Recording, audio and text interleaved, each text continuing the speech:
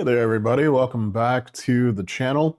Well, today is March 5th and the Mounthaven Dwarves for Warcrow, the pre-order is now live. And massive shout out to Corvus Belli. They went ahead and sent myself as well as a whole slew of content creators early release packages so that we can get content created to help get you guys excited for everybody's favorite dwarves. So today we're going to start out strong right out of the gate, and we are going to work on the princess herself, Princess Olga, and we're going to try and do a non-metallic gold armor that is very easy to replicate. Now, I'm using this as a test piece for the dwarves. I don't necessarily know if I'm going to replicate this gold throughout the entire force, but we're going to go ahead and do it for Olga since she's the princess. It would make sense that she would have the most ostentatious armor out of the force. So without further ado, let's get down to the paint table and get this video started. All right, so step one, which hopefully is obvious to everyone watching the video, is to prime your mini. Now, I went ahead and did just a two-stage zenithal, so black with white from above. The zenithal isn't really necessary here. It's something that I do that helps me kind of see where all of my shadows and highlight areas are before I start painting. But we're actually going to cover most of this up for the gold. And we're going to start out by using dark orange brown base from Pro Acryl. And we're going to give all of these gold areas an all over base coat with this color. Now, this is actually part of our shadows that we're starting with. So we're going to be doing the shadows first and then working all the way up to our brightest highlights. Now, our second shadow color, which is going to be our deepest recesses, I'm taking Royal Purple from Pro Acryl again, and we're going to thin this down to a wash consistency, and we're going to wash this into all of our recesses.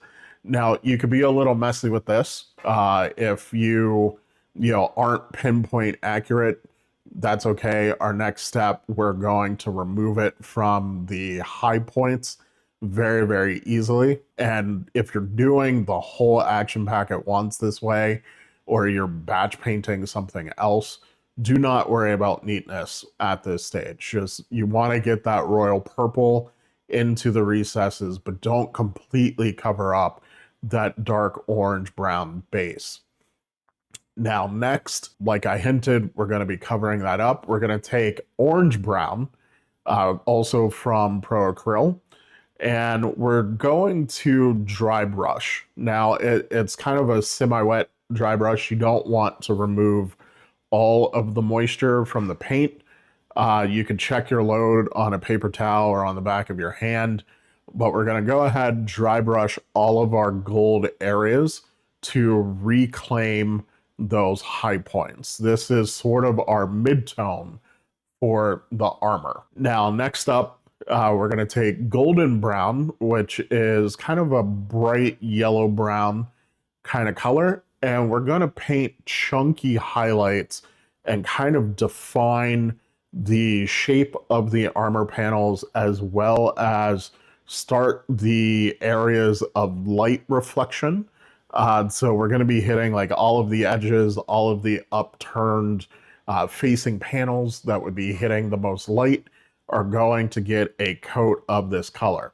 Now, we're targeting using paints that are very close in hue purposefully, so that way you don't really need to worry about blending. We're just slapping this on in nice broad chunky highlights. Now, after our golden brown, we're going to come in with bright ivory, also from Pro Acryl, and we're going to go ahead, and this is sort of what I call our refined highlights. So we're coming inside of our previous golden brown, and we're doing smaller lines, dots.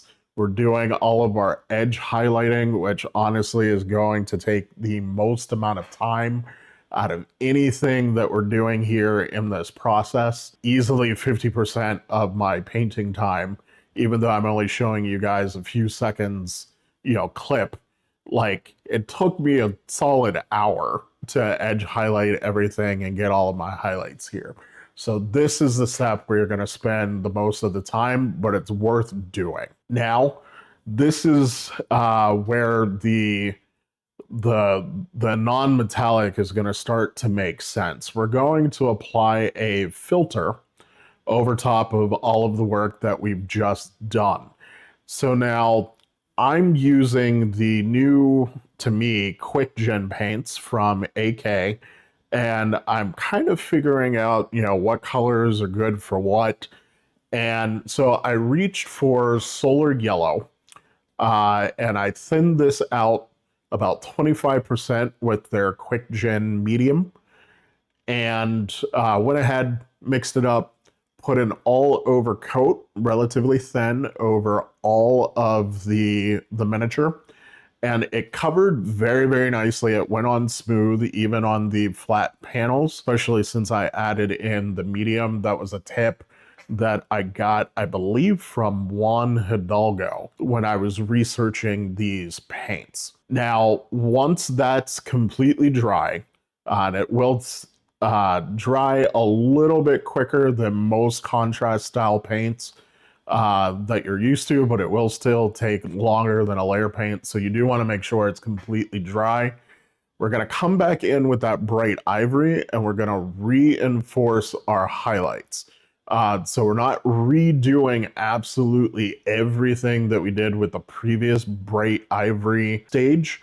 We're coming inside of those filtered highlights and really just hitting the highest points of light, the highest points of all of the edges, maybe dotting in the corners.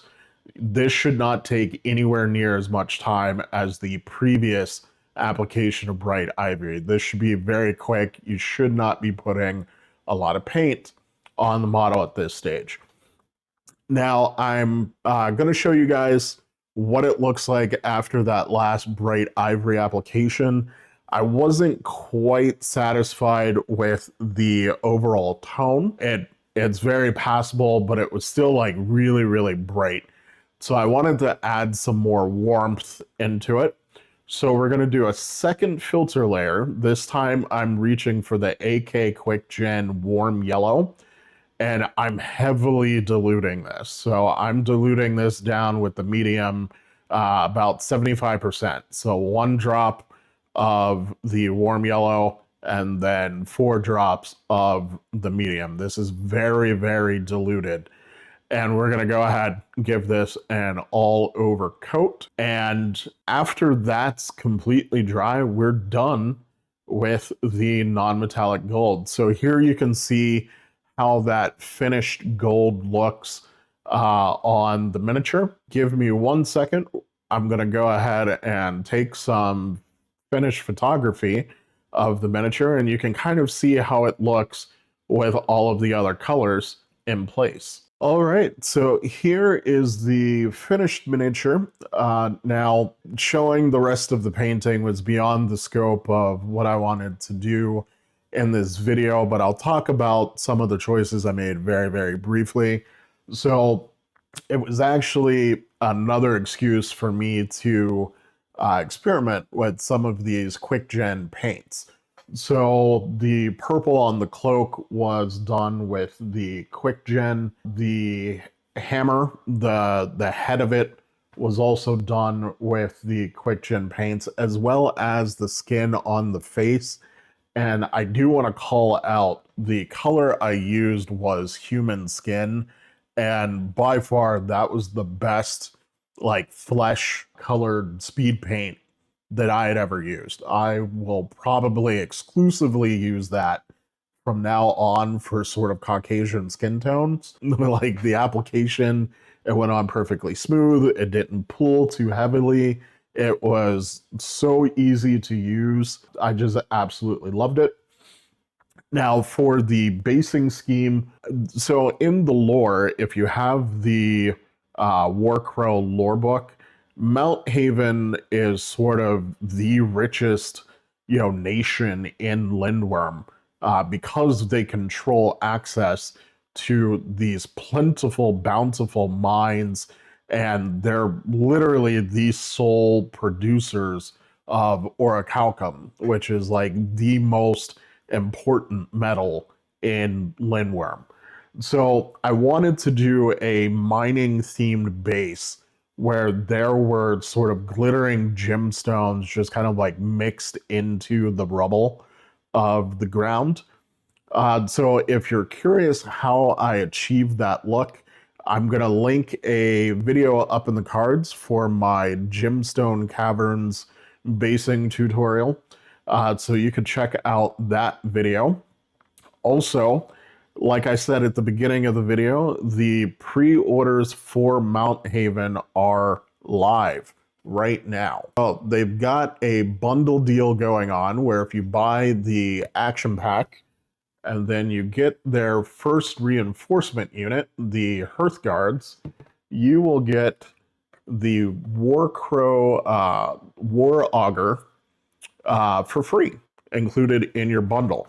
And now, because this is also technically their Adepticon release, Corvus Belli is going big. So they also have some bundles on their web store for the other Warcrow factions as well.